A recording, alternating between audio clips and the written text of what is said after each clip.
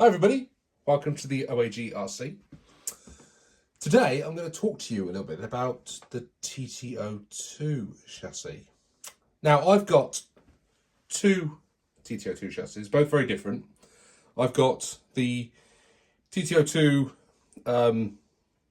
road chassis, which you've not seen on the channel before because I built it about 6 months or so ago. And I didn't intend to do anything with it. I just wanted to build one, really. I wanted to build something without the pressure of doing it on the channel. And I managed to get a good deal on this Supra body kit. And I thought, yeah, why not? I want to build that. And I think it looks pretty good. It came out quite nice. I can't remember what colour I did it. I think it was some sort of gunmetal. And it's a nice little chassis. And I've never driven the road version of this before. And it was pretty good fun. Now, we all know this one, the Orchard Raceway Champion 2022, the TT02B. There's a huge amount of similarities between this and this. Now, the reason I've got these two up on the bench today is I am actually planning a third TT02 at some point, and it's going to be a rally spec one. So I'm going to use the road chassis and make some modifications to it, raise the ride height of it, put a Subaru Impreza body shell on it, and we're going to run it off-road against some of the other rally cars. But there's a whole ton of hop-ups that you can get for these. And what I thought would be really good to do is make a video and take you through some of my thoughts on hop-ups and what I've got for this one, what I'm planning on doing with this one, and what we've got when we get round to it for the rally chassis. So strap in and let's talk a little bit about the TT02B. Right, starting off with the TT02B. Now, I was going to get the TT02BR edition, but here in the UK, that's retailing just over £300. And I got thinking and thought, that's a lot of money for what essentially is a TT02B that which I already have. And I looked into the hop-ups, and there's some nice hop-ups in it. There's some carbon damper stays, there's some different wheels, there's alloy drive shafts and ball diffs and oil diffs and all sorts of stuff that you get with it or can get for it, and lovely shocks. And I just thought, you know what, it's probably going to be better cherry-picking the bits that I want for this and hopping this up as I go. Now, with the Orchard Raceway, I can't just stick all this stuff on this car because it's against the rules of the Orchard Raceway. So as this doesn't win, the hop-ups will go onto it to improve the chassis over time. So this isn't all happening day one. This will happen over a number of years. And this stuff's probably just going to sit on the sidelines waiting for this buggy to be able to be hopped up. But what we've got for it are these lovely aluminium damper shocks, which can also go on the DF03, but I feel that it's probably... well, for now, I feel it's more worthwhile having them for the TT02B. Can always get another shock at some point. I mean, they're another set. They're beautiful. They look really, really nice. And I've heard they're supposed to be some of Tamiya's nicest dampers. So they are to go on this, which are, again, that comes on the BR version. What doesn't come on the BR version is a differential locking block. So that there allows me to lock. I can put that in the rear diff here and lock the rear diff, which should improve the drive of this off-road. So that's a unique or interesting part that comes for the TT02 that I thought would be good to put in there at some point to lock up that rear diff. I also got a set, I got these quite a while back now, of carbon damper stays. I think I bought these when I first got the buggy. And they also come with adjustable rods for the front and the rear. So this gives you not only different damper stays, it also gives you the ability to change the camber and stuff of the wheels, which I think is pretty cool. Be able to play around with that and set the car up for the track a little bit better. I also got some of the dish wheels. These also come on the BR. Is it the BR or the BX? No, it's the BR. The BBX is something completely different, isn't it? Those come on it as well. And I got a load of these dual block tyres, which are really difficult to get hold of. And I was lucky enough to be able to get both the C tyres and the K tyres. Now, I'm not entirely sure what the difference is. I think they're different compounds, but I've got 2 sets of those. And whether I use them for this in the future or I use them on the DF03 is for me to decide. But I mean, you can get these wheels pretty much anywhere. So I can use those dual blocks on whatever chassis I want, really. So those are a load of hop-ups that we've got for the TT02B. That certainly these, the stays and the wheels are very specific to this model.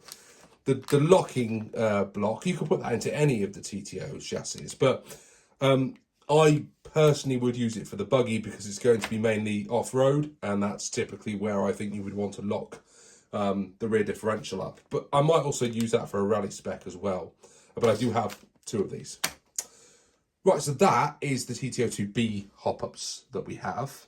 Now let's get that road car back out and let's take another chat about that. Okay, so the TT02 road car. What I would like to do with this is set it up to do some speed runs, I suppose, is what I would like to do.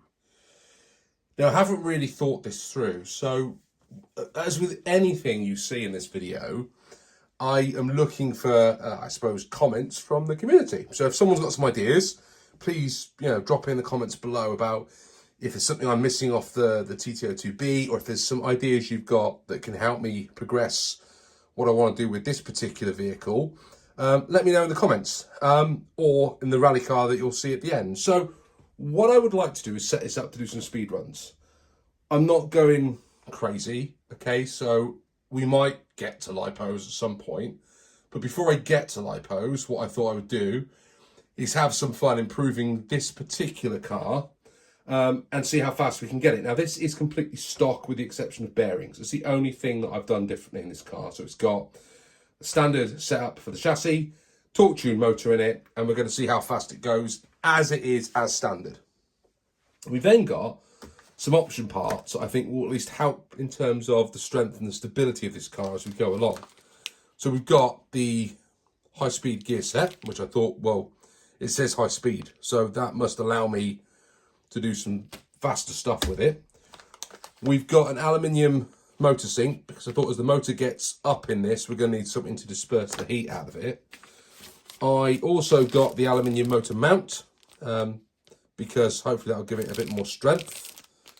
We've got the aluminium prop shaft and the aluminium propeller joints. Now, I don't know whether that necessarily is going to be needed, or whether I'm better off sticking with the plastic one because it might be harder wearing at speed. I don't know. If anyone's got any comments about that, please let me know. And then I've also got a high torque servo saver to put in here, which is specifically for the TT02. Now, I don't know how important that's going to be. And the reason I say that is I've also got this set, which is the steering upgrade kit. Now, that has also got a high torque servo saver in it for the TT02. But I thought that would probably be better off being in the rally car, because steering is probably going to be more important than something that's really going to be going in a straight line. So I thought just having that in it, because I had it, might make sense. I've already got one of those in the TT02, so the B, so I don't need to put it on the buggy. I've also got a hard lower deck, which again, I can't decide whether to use that in this and rebuild the chassis to use the hard deck, or whether that would be better off in the rally car. If someone could let me know what they think about that, whether the rigidness of the hard deck is better in the speed run car, or whether I'd prefer to have that in the rally. Don't know. But what else do I want to do to this?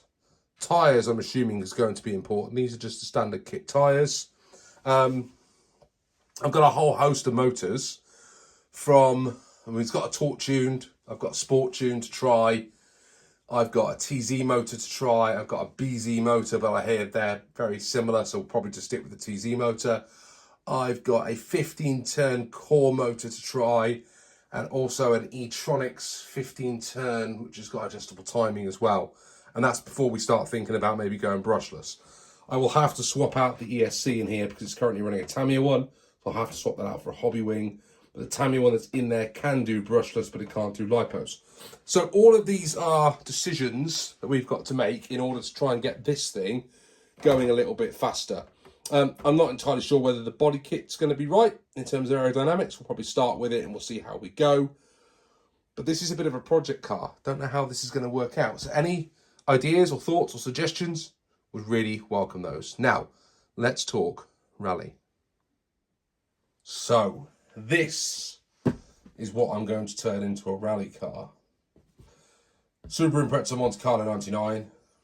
Richard Burns, great rally driver. Perfect. I haven't got a Subaru, so this will be pretty good up against the XVO1 and XVO2 chassis and the MO5 RA. So we'll have 4 rally cars in the fleet by that point. So this comes with a torque-tuned motor, so we will keep that as standard. What I've got in here is the TT02 chassis cover, mainly to try and keep all the debris out of the chassis. But I've also got, to go with that, I picked up off eBay just some 3D printed covers for the chassis. So it will go over the whole, at the front here, where you get all sort of rubbish dropping into these sort of cross strengthening parts of the chassis. Mark Bryan filled those in with glue on his video, but yeah, I'm not as filthy as Mark, so I don't use dirty things like that. I buy nice neat little covers off eBay and spend ridiculous amounts of money on them. But Mark's solution actually works really, really well. So if that fails, then I'll nick Mark's idea and fill those full of hot glue, and that'll solve that problem. So we've got those. Give that a go, see what happens. And hopefully the chassis cover as well keeps a lot of the stones out. I've then also got another one of those locking differential nuts to lock the rear, which I thought would be sensible. I've got some aftermarket oil-filled shocks from JKRC. They're supposed to work really, really well on this chassis. So we have those, even though it does say they fit the Wild Willy 2, I believe they also fit this TT02 as well. From RC Jazz, I've got some universals for both the front and for the rear. So we've got 2 sets of those. And then, of course, I've got some bearings, some rubber bearings to go into this as well. That is all I've got in terms of hop-ups for this chassis. Now, the reason that's all I've got is because I'm debating about putting in this here. And I did originally buy all those drive shaft hop-ups for this car because I wanted to make this sort of all singing, all dancing. But I don't know whether I should, because it's going to be off-road, running the plastic drive chain. I'm not going to overpower this. I'm going to leave the torque tuned in there. Do you think I'm making the right decision? I've got some sort of adjusting to do on the front arms for this, so it takes not only these shocks, but also gives a bit more ride height. Mark's got a great video on adjusting and setting one of these rally cars up, so I'll be nicking quite a few of his ideas when I do this, and making sure that this is ready to rally as best it can. But should I consider some of those other hop-ups I'm using for the speed run back on the rally chassis? Now, we've probably got another 12 or so months before I'll be doing this. So any ideas, any suggestions you've got, please drop my way. The speed run I'm going to try and do during this summer. So we'll see how that goes. So there you go. I'm going to be going TT02 mad over the next 2 years. And, I mean, not every single video I do is going to be TT02. That'd be ridiculous. What I am interested in doing is look, this is one of Tamiya's cheapest, well, it is its cheapest 4-wheel drive chassis. It's also one of its cheapest chassis.